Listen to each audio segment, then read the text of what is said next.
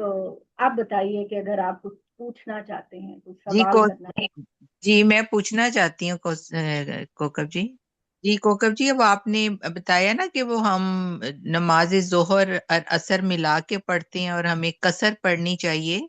तो जो जी जी। जो उसकी नीयत है, तो 2 रकत नमाज जोहर कसर और 2 रकत नमाज असर कसर अलहदा अलहदा पढ़ेंगे कि हाँ, मिला अलहदा अलहदा, अलहदा अलहदा ही पढ़ेंगे, जाहिर है। 2 रकत फर्ज पढ़ने के बाद अव्वल तो इमाम साहब पढ़ाएंगे, इमाम साहब पढ़ाते हैं ना वहां पे। अब तो डिफरेंट जमातें होने लग गई हैं, कोई इमाम साहब 4 4 पढ़ाते हैं, लेकिन असल में तो 2 ही पढ़नी चाहिए। तो वो इमाम साहब पढ़ाते हैं। अगर इमाम साहब नहीं पढ़ा रहे और आप खुद पढ़ रही हैं, तो आप पहले 2 फर्ज जोहर के पढ़ेंगी, आप सलाम फेर देंगी। फिर आप 2 फर्ज असर के पढ़ेंगी और सलाम फेर देंगी। जी ठीक तो ये इकट्ठी नमाजें पढ़नी है आपने वहां पर। जी और ठीक है। इसी तरीके से जो मगरिब और इशा है, वो आपने मिना अरफात में नहीं पढ़नी। वो आपने सूरज गुरूब होने से पहले पहले चल पड़ना है अरफात को छोड़कर। जैसे फौजी मैदान जंग को छोड़ते हैं ना, वैसे आपने छोड़ देना है। और फिर उसके बाद आपने मुजदलफा जाकर मगरिब और इशा पढ़ी। जी वो हो ही जाती है, वो हो ही जाती है, वहां पहुंचते वहाँ पहुंचते नहीं, हो जाती अगर टाइम हो भी जाए तो आपने अरफात में ये नमाजें नहीं पढ़नी। है। हम्म। टाइम ठीक। हो भी जाए, क्योंकि बसों में बैठे रहते हैं, आजकल बसें नहीं चलती, इंतजार हम्म। किया जाता है, तो आपने नमाजें जो है मगरिब और इशा वो मुजदलफा में जाके पढ़नी। और उसके बाद आपने कंकरियां इकट्ठी करनी है। नो नो नो, वो हम्म। कंकरियां तो आपने मिना से इकट्ठी करनी। ऐसे वो मीना से करनी है। हाँ, मिना से इकट्ठी करनी। मिना यानी कि जब आप अपना इहराम उतार लेते हैं, अपने बाल उतार लेते हैं, तो फिर आप कंकरियां मारने जाते हैं ना। नहीं, मारने तो इकराम कोकब जी इकट्ठी तो पहले करके रख लेते हैं ना अपने पास। इकट्ठी पहले करके, जी जी, पहले भी इकट्ठी करके मिना से रख लेते हैं। रख बिल्कुल, लेते पहले भी लोग रख के चले जाते हैं कि ये काम खत्म हो। बिल्कुल सही है। हैं। जी तो जी जी। फिर उसके बाद करते हैं अ, शोभा जी। हाँ जी, जी यास्मीन आपा, आपकी बात खत्म हो गई। जी जी जी जी जी जी ठीक जजाक। है, शादिया आप कुछ पूछना चाह रही थी। जी जी। एक तो ये कि कुछ लोग जैसे ग्रुप्स के जरिए जाते हैं ना, वो तो उनको रात को मुजदलफा में ही दे देते हैं कंकरियां। हाँ, तो उनका लीडर दे देता होगा, उनको मुजदलफा जी पे दे जी। देते और होंगे। दूसरा मेरा क्वेश्चन था कि जब हम लोग तवाफ भी कर लेते हैं, सही भी कर लेते हैं, जब हम एहराम खोल देते हैं, तो फिर हम अपने होटल में जा सकते हैं या हमने 3 दिन का यहाँ मिना में आके करना है? देखिए, उसमें अल्लाह ताला ने इजाजत दे दी है आपको कि आप मतलब पहले दिन की कंकरियां मारने के बाद, क्योंकि उन लोगों ने जो अरब लोग थे, उन्होंने नबी सल्लल्लाहु अलैहि वसल्लम से कहा था कि हमारे लिए मुश्किल होता है कि हम 3 दिन तक, यानी कि टोटल 5 दिन बन जाते हैं ना, 8 से लेके 13 14 तक। तो हम हमारे घरों में हमारे रेवड़ होते हैं, हमारे गल्ले होते हैं, हमने उनको पानी पिलाना होता है, चारा खिलाना होता है, या और भी जिम्मेदारियां होती है। तो अल्लाह ताला ने उनको इजाजत दी कि तुम वहां से आके कंकर मार दिया करो। अफजल तो यही है कि आप मिना में रहें, लेकिन अगर आप पहले कंकरियां मारने के बाद अपने घर आ जाते हैं, अपने होटल में आ जाते हैं, और होटल से जाकर आप कंकरियां मारते हैं, या अपने मेल साथी को, बेटे को, किसी को कह देते हैं कि हमारी जगह अब तुम जाके कंकरियां 2 दिन मार दो, तो वो भी, उसकी भी इजाजत। आप वहां ठीक। रह भी सकते हैं, जो कि अफजल चीज है, लेकिन आपको ये भी इजाजत है कि आप अपने होटल में या अपने घर में आ जाएं, वहां से आप रात को 12 से टैंकर मारें।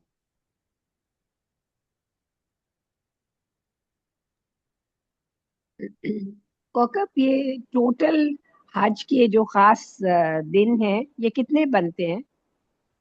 साहरा बजी 8 को जैसे कि जाते हैं हम कैंप के अंदर, और जी हम रहते हैं वहां पे 8 और 9 और 10 तक। तो हमारी वो होती है ना, यानी कि कुर्बानी और बाल कटवाना, ये 10 तारीख को होते हैं ना, और कंकर जी। मारते हैं। फिर उसके बाद जो है वो 13 तारीख तक आपको वहां रहना होता है, 13 को वापस आना होता तो टोटल तो यानी ये 5 दिन, 5 दिन बन अच्छा, जाते हैं टोटल। 8, 9, ठीक। 10, 11, 12, 12 तक। जी, कौकब कितनी बड़ी बात है कि ये 5 दिनों में की हुई इबादत इतनी हाँ। बड़ी बात होती है कि इंसान को मतलब उसकी इतनी बड़ी जजा बताई गई है कि वो हम्म। एक पाक साफ हो जाता है अगर सही तौर पे सारा कुछ करे। जी। कितनी बिल्कुल। बड़ी बात है ना, कितनी बड़ी बिल्कुल। बात है। और और ताहिरा भाभी, मतलब इसका रोज फलसफा पता होना चाहिए। हमारा जो बिल्कुल हज ट्रेनिंग में होता है ना, उसमें तो सिर्फ हमें रसूमात बताई जाती है ना, कि रसूमात, आपने हाँ ये जी। करना है, आपने ये करना है, मगर इसका जो डीप फलसफा है वो भी साथ जी बता। इसका बिल्कुल, फलसफा क्या? हाँ जी। उसके बगैर वो स्पिरिट नहीं पैदा होती ना, नहीं होती, जो स्पिरिट पता ना नहीं हो होता। तो। जी। तो कौकब एक मुझे हज अस्वद का पूछना था कि जी। जरा उसके बारे में बताएं कि उसकी हाथ तो नहीं आप लगा सकते ना, दूर से भी मतलब इशारा ही कर सकते हैं बस तवाफ के आप हजर दौरान। अस्वद की बात कर रही हैं? जी जी जी। हजर अस्वद की बात कर रही हैं? हाँ देखिए, जी जिस हाँ जी। वक्त तो लोगों की तादाद कम होती थी और वो अप्रोच कर सकते थे हजर अस्वद पे, तो जाहिर है कि हजर अस्वद को यमीनुल्लाह कहा गया है, अल्लाह का हाथ, यानी अल्लाह के हाथ का सिंबल। तो हर एक की कोशिश होती थी कि वो हजर अस्वद को हाथ भी लगाए और उसको चूमे भी। सहाबा कराम भी चूमते थे। और हजरत उमर ने इसके बारे में बड़ी खूबसूरत बात की कि मैंने अल्लाह के नबी को तुम्हें चूमते देखा है तो मैं चूम रहा हूँ, वरना मेरे नजदीक तू पत्थरों में से एक पत्थर से ज्यादा नहीं है। ये भी उनके ईमान की बात है ना, कि लोग हिंदू लोग ये एतराज करते हैं कि आप हमारे तो बुतों की प्रस्तिश पे एतराज करते हैं, तो आप भी तो हजर अस्वद को चूमते हैं, छूते हैं। तो वो इसका ये है कि ये अल्लाह अल्लाह ने इसको यमीनुल्लाह कहा है, अल्लाह का दायां हाथ कहा है। तो गोया हम अल्लाह के दाएं हाथ में अपना हाथ देकर हम वादा करते हैं। ठीक है, अल्लाह के दाएं हजर अस्वद को जब हम छूते हैं तो अल्लाह के दाएं हाथ में हाथ देकर हम बैत करते हैं, हम वादा करते हैं। तो इस लॉजिक को सामने रखना चाहिए और उसको हम चूमते हैं कि ये अल्लाह का हाथ, अलामत है। यानी असल में अल्लाह का हाथ नहीं, लेकिन अलामत है। अब चूंकि जब से तादाद बहुत ज्यादा हो गई है लोगों की, हर एक के लिए पॉसिबल नहीं है कि वो हजर अस्वद को छू सके या चूम सके, और कोशिश करनी भी नहीं चाहिए क्योंकि इससे लोगों को चोटें लगती हैं, खून बह जाता है, सांस घुटने की नौबत आ जाती है। तो उसमें सऊदी गवर्नमेंट ने ये बहुत अच्छा किया हुआ है कि हजर अस्वद के बिल्कुल सामने जो वो है उसके लाइट लगा दी है, ग्रीन लाइट लगा दी है, कि जब आप उस पर पहुंचे तो अपना हाथ खड़ा करके आप दोबारा कमिटमेंट करें, लब्बैक अल्लाहुम्मा लब्बैक रब्बना आतिना फिद दुनिया, ये सारी दुआएं करें, क्योंकि चक्कर वहीं से शुरू होता है ना, हजर अस्वद से चक्कर शुरू होता जी है। तो बिल्कुल। ये का फलसफा है हजर तो अस्वद का। बेसिकली ये बैत है, वादा है अल्लाह से। वादा है, बिल्कुल। जब आप ठीक बैत करते हैं ठीक। ना, आप हाँ पहले जी जमाने में जो बैत की जाती थी वो ऐसे ही की बिल्कुल। जाती थी कि हाथ में हाथ देकर एक कमिटमेंट की जाती थी कि मैं आज से ठीक आपका वफादार रहूंगा, मैं आज से आपकी बात मानूंगा, जो आप कहेंगे मैं करूंगा। तो बैत इसी को कहते हैं।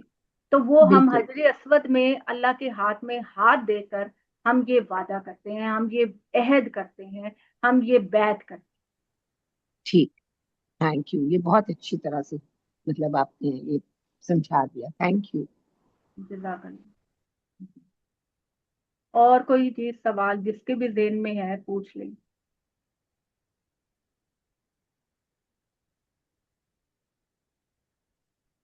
आज में रोजे की फजीलत का आज के हाँ जी, दिनों। बिल्कुल। ये जैसे कि आपको पता है कि ये रोजे तो नफली हैं, और ये नफली रोजे हैं। और अगर आप रख सकें तो देखिए, अपने ऊपर मुशक्कत नहीं डालनी चाहिए। आप जो भी आराम से रोजे रख सकते हैं, पहली से लेकर 9 तक आप रोजे रखिए। और ये रोजे जो हैं ये नफली हैं, नफली हैसियत है इनकी, फर्ज हैसियत नहीं है। रख सकते हैं आसानी से, एक रख लें, 2 रख लें, 3 रख लें, इतनी आसानी से हो सकते हैं वो। और नफली रोजों का एक फायदा ये भी है कि जो आपके फर्ज रोजे छूटे हुए हैं, देखिए आपका दिन कितना खूबसूरत है कि आपके जो फर्ज रोजे छूटे हुए हैं, तो जब आप नफली रोजे रखें तो ये नियत कर लिया करें कि या अल्लाह मेरे जो फर्ज रोजे छूटे हुए हैं उनको भी इन्हीं में काउंट कर लें। तो आपको कोकब दो जी, कर। मैं एक सवाल पूछ सकती हूँ कोकब जी? बिल्कुल जी, पूछिए। 10 ये पूछिए। अरफा का रोजा जो होता है वो हमने अपने हिसाब से रखना होता है, या जिस दिन वहां पे अरफा होता है उस दिन रखना होता नहीं, 9 जिलहज तो आपकी अपनी डेट पे आएगी ना, यानी है? उनके अच्छा, यहाँ जो 9 जिलहज है वो तो उनके यहाँ पहले आएगी, वो एक आपके दिन यहाँ पहले। 9 जिलहज जो है वो तो एक दिन बाद में आएगी। तो जी आप 9 को भी रख लें, 8 को भी आप हज वाले दिन भी रख सकते हैं, 8 वाले दिन भी रख सकते हैं, उनके हिसाब से भी रख सकते हैं, अपने हिसाब से भी रख सकते हैं, क्योंकि ये नहीं, नफली मेरी रोजा। मेरी समझ में नहीं आया रोजे का। रोजा क्या मतलब 9 जिलहज को रखना चाहिए या 10 जिलहज को? नहीं और नहीं, 10 को तो ईद है ना। हमारी 10, डेट्स जो आएंगी, बस हमारी जो जिलहज रानी डेट्स हैं आपकी रानी आपकी 10 को तो ईद होती है ना, और हमारे नबी ने ईद वाले दिन रोजा रखने से मना किया है। मना किया है। हाँ जी, ईद वाले दिन नहीं रोजा आप रख सकते, ना ईद उल फितर वाले दिन, ना ईद उल जुहा वाले दिन। आप रोजा रख सकती हैं 9 जिल हज को।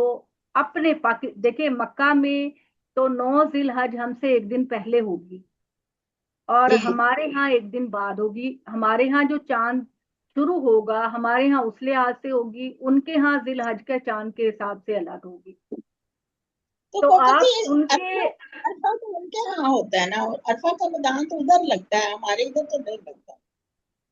क्या लगता है भाई, उनके यहाँ अरफा 9 अरफा जिल हज जब होगी, मक्का में 9 जिल हज हुई तो अरफा उस दिन लगेगा ना। हाँ जी, उधर होगा, तो हमारे इधर तो तो, वो हज तो अरफा का मैदान होता ही नहीं ना। होता नहीं है, लेकिन हम मुशाबियत में करते हैं ना। हमारे यहाँ तो नहीं होता, लेकिन हम मुशाबियत में 9 जिल हज कहते हैं। तो आप 8 को भी रख लें, दिल चाहता है 9 को भी रख लें, नफली रोजे हैं ना, तो आप रख लें, लेकिन मतलब 9 8 तारीख और को 9 उनके हम यहाँ एक दिन।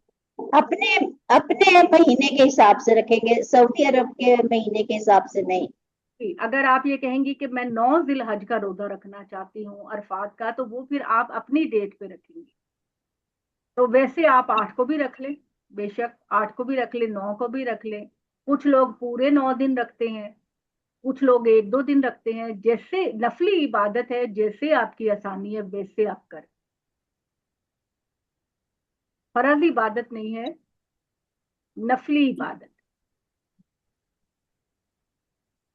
तो कोकब जी, ये एक दिन के फर्क से, जैसे यूके में 2 घंटे का फर्क है, पाकिस्तान में 3 घंटे का फर्क है, तो डे तो सेम ही आना चाहिए, लेकिन ऐसा नहीं, वो क्यों हो चांद जाता है? के निकलने से फर्क पड़ता है ना। हम्म, यानी कि चांद उन जिस दिन नजर आएगा, इस्लामी कैलेंडर तो उसके मुताबिक शुरू होगा ना।